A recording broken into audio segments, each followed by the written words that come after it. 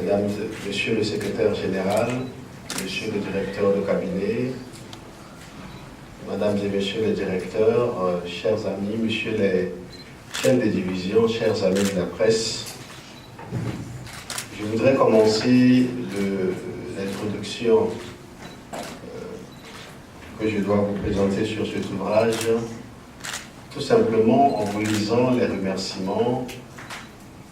J'imagine que chacun a le livre sous les mains, en vous lisant une partie des remerciements que nous avons adressés au président de la République, le président Faure Gnassingbé, dans ce livre, à la page 2. Au titre de remerciement, nous avions dit que la politique étrangère de la République togolaise de ces dernières années a un artisan. Son Excellence Faure Eswazina Gnassingbé est l'artisan de la politique étrangère du Togo. Il a su redonner à la diplomatie togolaise un élan vital, pour reprendre ici l'expression d'Henri Bergson. Je crois que nous nous connaissons assez, donc les citations, on peut s'en passer un peu, mais c'est toujours difficile de le faire. En reprenant l'expression d'Henri Bergson, et a fait de sa présidence en exercice de la CEDEAO un mandat de service à la société ouest-africaine.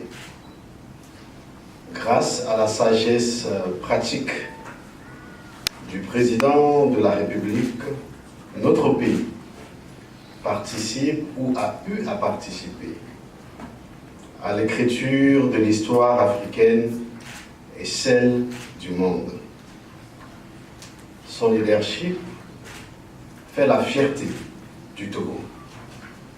Et nous concluons en disant que le président de la République trouve ici toute notre reconnaissance, gratitude.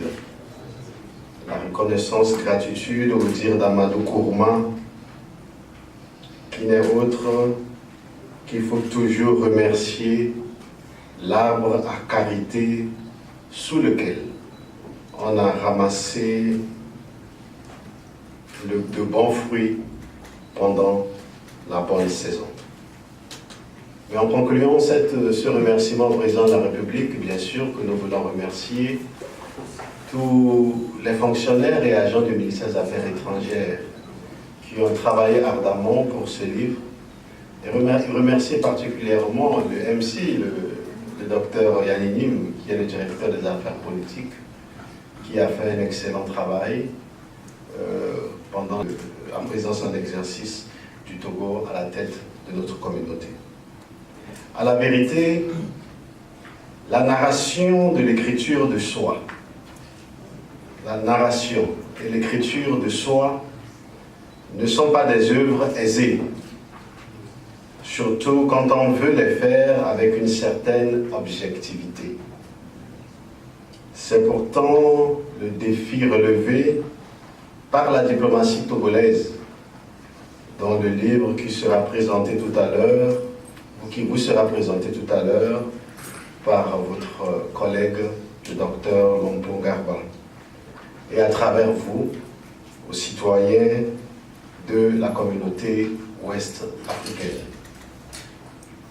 La diplomatie togolaise a tenu à gagner le pari d'écriture et de publication de ce livre, puisque l'histoire en a besoin. Et nous travaillons pour le présent, nous travaillons pour l'histoire, et nous voulons travailler pour le futur. Nous ne travaillons pas seulement pour le présent, mais nous pensons qu'en laissant un ouvrage, album, qui fait le bilan de la présidence du président Faure Gnassingbé à la tête de la CEDEAO, nous laissons à l'histoire elle-même de juger, mais des ouvrages que plus tard les générations futures pourront consulter. Nous disions que la narration de soi révèle à soi et aux autres nos engagements, les valeurs et principes auxquels nous croyons, les défis relevés et ceux à venir. La narration de soi nous situe dans le temps et transforme l'expérience du temps en un temps humain. Le temps, nous dit Paul Ricoeur, devient humain dans la mesure où il est articulé de manière narrative et le récit atteint sa signification plénière quand il devient une condition de l'existence temporelle. Se mettre en récit est un trait humain fondamental, une exclusivité humaine. Seul l'être humain a la faculté de se mettre en récit. Ce récit peut avoir comme objet son identité, et dans ce sens, les penseurs très bien connus, Charles Taylor, Richard Rorty et Paul Ricoeur, parlent ici d'identité narrative. Le récit peut avoir comme objet les œuvres ou le travail de l'agent. En effet, ici, l'objet du livre que nous tentons de vous introduire est le travail, comme nous l'avions signifié, du président de la République, le président Faure Gnassingbé, à la tête de notre organisation. Ce travail est mis en récit dans le livre dans lequel je vous invite, bien sûr, à voir les meilleurs souvenirs de passage du Togo. Pendant un an, des récits, une partie écrite et certaines, un album photo pour garder en souvenir ce qui a été fait et ce qui a été dit. Vous verrez vous-même que de la gestion de la crise bissau-guinéenne à l'organisation du sommet inédit de la CEDEAO et de la CEAC sur la thématique de la paix, la stabilité, la sécurité, la lutte contre le terrorisme et l'extrémisme violent, en passant par le pilotage du chantier des réformes institutionnelles de l'organisation communautaire et également de toutes les réformes liées à la gestion de la CEDEAO, le Togo s'est félicité de son travail de service à la communauté sous-régionale. Nous sommes de la couche des personnes qui pensent que l'heure est aujourd'hui aux ensembles sous-régionaux et régionaux et l'action multilatérale et la CEDEAO, notre cause commune, est un bel exemple à promouvoir. Nous, génération actuelle, sommes convaincus qu'en créant la CEDEAO, les pères fondateurs ne se sont pas trompés de vision. La CEDEAO est une institution qui marche vers l'avenir et qui a de l'avenir. Elle ne subit pas l'avenir, elle invente son propre avenir. Elle invente son futur. L'institution sous-régionale semble avoir bien compris cette exhortation bergsonienne qui nous dit que l'avenir ne soit plus ce qui va arriver, mais ce que nous allons en faire. Dans son livre très connu, dans une de ses œuvres très connues que nous appelons la politique, c'est Aristote qui faisait son temps de l'autarcie ou de l'autosuffisance économique l'un des attributs de la cité.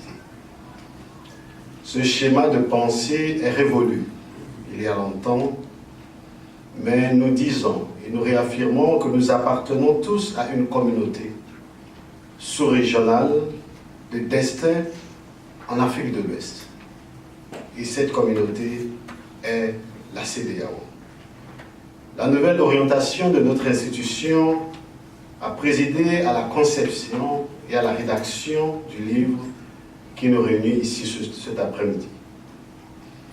Les États et les gouvernements de la CEDEAO ont déjà à plusieurs reprises affirmé leur volonté d'aller vers une CEDEAO des peuples. La réalisation de cette noble ambition passe par un ensemble de décisions et d'actions dont une dimension non négligeable est la diffusion des actions de l'institution. La connaissance que les citoyens de la CEDEAO ont aujourd'hui de cette institution et de ses actions est, à dire vrai, insuffisante. Ce livre intitulé « Togo 2017-2018 », présidence en exercice de la CEDEAO, participe à la résolution prise par la CEDEAO depuis quelque temps de se faire connaître davantage de ses citoyens par l'entremise de la publication de certains de ces documents de référence. Le livre que présentera tout à l'heure le représentant permanent de la CEDEAO, le Dr Ngarba Lompo, est un livre référence de la présidence togolaise de la CEDEAO. Il le fera lui-même, je ne parlerai pas à sa place, mais y vous trouverez une présentation brève des faits, décisions et actions qui a marqué le passage du président de la République, le président Faure Gnassingbé, à la tête de l'institution communautaire. Le livre met en récit une histoire togolaise de la CEDEAO de 2017 à 2018 qui pour nous constitue désormais un pan entier de l'histoire de la CEDEAO elle-même. Je vous remercie.